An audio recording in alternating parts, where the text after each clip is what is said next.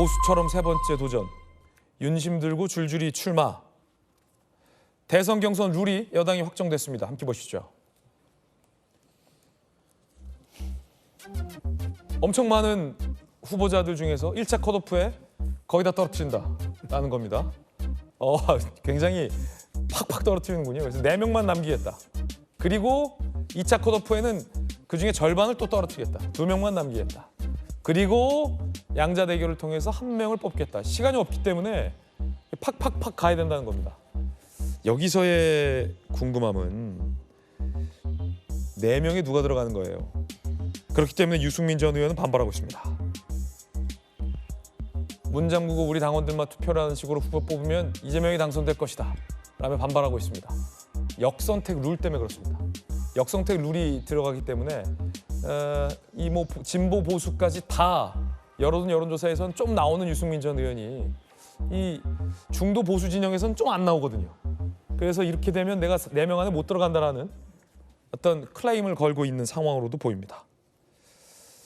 자, 그런가 하면 한동훈 전 대표도 어제 출마 선언을 했습니다. 한번 들어보시죠. 정치교체, 시대교체, 세대교체를 이루겠습니다. 저는 제21대 대통령 선거에 출마합니다. 헌법재판소의 결정문을 보면 사실상 탄핵된 사람이 1명 더 있습니다. 바로 이재명 대표와 민주당입니다. 30번의 탄핵소추와 41건의 단독 입법 처리로 협치를 대한민국을 저버렸기 때문입니다. 누가 이재명과 싸워 이기겠습니까? 이기는 선택은 바로 한동훈입니다. 위험한 사람이 정권을 잡아서 나라를 망치는 것을 막겠다는 애국심, 기본적으로는 저와 같습니다. 그래서 결국은 당면한 이 선거에서 이기는 선택을 하자라고 잘 설득해 보려고 합니다. 한동훈 전 대표의 고민은 2차 컷오프 때 생존할 수 있느냐일 겁니다. 4인에서 2인으로 압축되는. 유승민 전 의원의 고민은 4인 안에 1차 컷오프 안에 들어갈 수 있느냐의 고민일 겁니다. 정경진 대변인은 어떻게 보십니까? 4인 안에 누가 들어갈까요? 누구? 제가 불러주시죠. 성인이 된 후에 이제 한 30년 됐잖아요. 매번 선거를 치를 때마다 이번 대통령은 누가 되겠다 아니면 이번 대통령 후보는 각 정당에서 누가 되겠다. 네.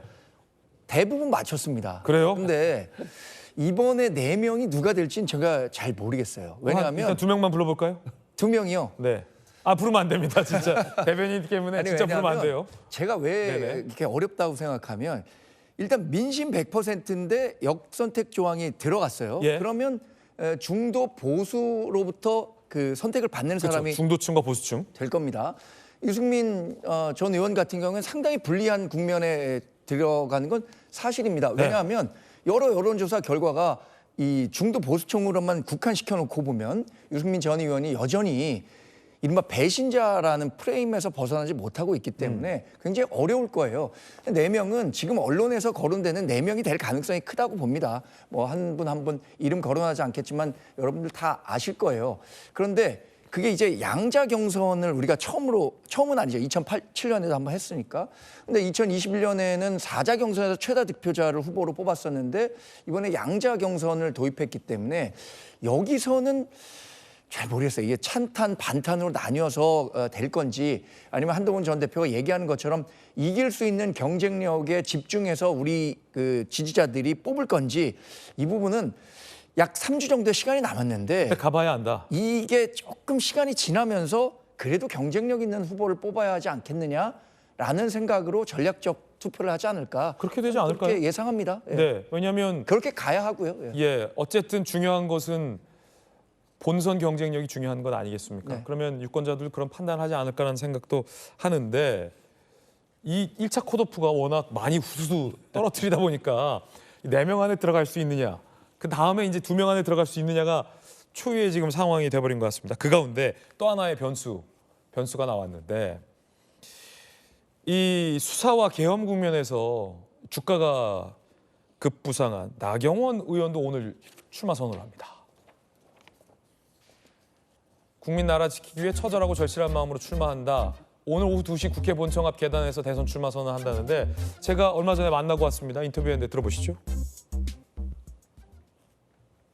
쭉 의원님 정치 인생을 보면 3개를 아직 안 하셨어요. 당대표, 서울시장, 대통령. 요즘 셋 중에 가장 마음에 드는 직업은 어떤 직책이 마음에 드시나요? 특별히 뭐 지금 그 생각을 할 여유는 없네요. 의원님 남은 정치 인생 중에 딱 하나만 하실 수 있어요. 대통령 해야죠. 이것만 잘라서 내보내자. 아니 잘할 것 같지 않아요? 성공한 여성 대통령 필요하죠. 결국 대권 선언을 하는데 이게 중요한 변수인 이유 중에 하나는 이 지지층이 겹친 후보들이 몇 분 계신다는 거죠. 김우식 교수님, 예. 김문수, 홍준표, 나경원 의원. 특히나 이제 나경원 의원한테 윤 전 대통령이 이런 말 했다라고도 하는데 함께 보시죠. 이 나라가 어디로 가는지 걱정이 많다. 대선 출마 고려해달라. 우리가 다시 승리해야 되지 않냐. 대선 출마를 대통령이 권유했다라는 얘기도 있어요. 그러면 김문수, 홍준표, 나경원 의원이 같은 지지층에서 좀 경쟁하지 않을까요? 그렇죠. 그러니까 아까 정광재 대변인 말씀하신 것처럼 22일 날 결정되는 4명으로의 이 줄여들은 그 컷오프 과정에서 과연 나경원 의원이 그 4명에 들어갈 것인지가 지금 초미의 관심사죠.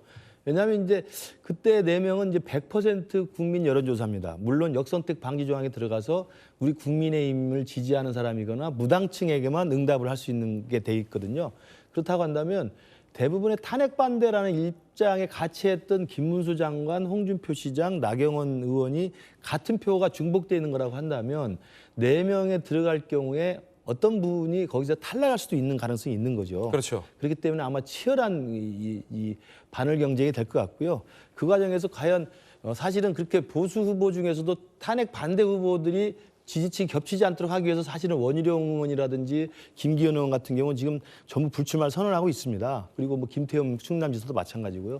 그렇기 때문에 그런 전략적인 불출마도 있었습니다만 일단은 뭐 굉장히 큰 빅3가 일단 탄핵 반대 입장에서 올라와 있기 때문에 이분들이 4명의 바늘구멍에 어떤 분이 올라갈지가 굉장히 관심사고. 겹칠 수 있고 치열할 수 있다. 예, 그렇습니다. 그리고 또 그러면 하나는 의외의 탈락자가 나올 수도 있겠군요. 그렇죠. 그러니까 그게 아마 볼만한 저는 관전 포인트라고 생각합니다.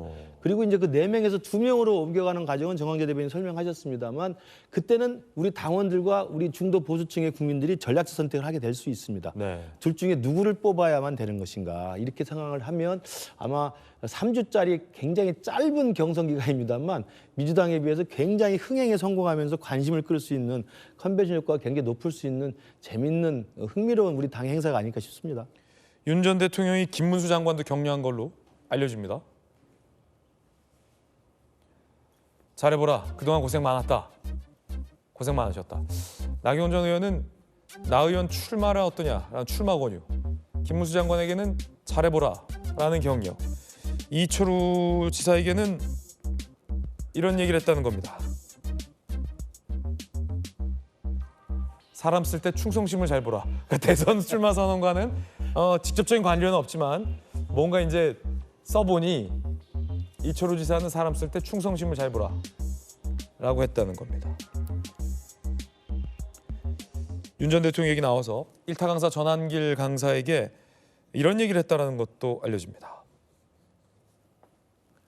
나야 감옥 가고 죽어도 상관없지만 우리 국민들 어떡하나, 청년 세대를 어떡하나라는 관저 만남, 그제 관저 만남의 이야기도 있었다라고 합니다. 윤상현 의원도 만나고 왔다는데요. 들어보시죠. 대통령도 찾아뵙고 말씀도 드리고 그런데 제가 느낀 것은 대통령은 저보다 더 의연하시다. 대통령도 둔치로 머리를 맞은 것 같은 느낌이었다. 그런데 바로 세는 등각이 야, 이 나라가 어떻게 돼? 이 국민들 걱정을 먼저 하시면서 당당하고 의연하시고 저를 오히려 위로해 주신 그 모습에서 역시 큰 지도자다 이런 걸 느꼈습니다.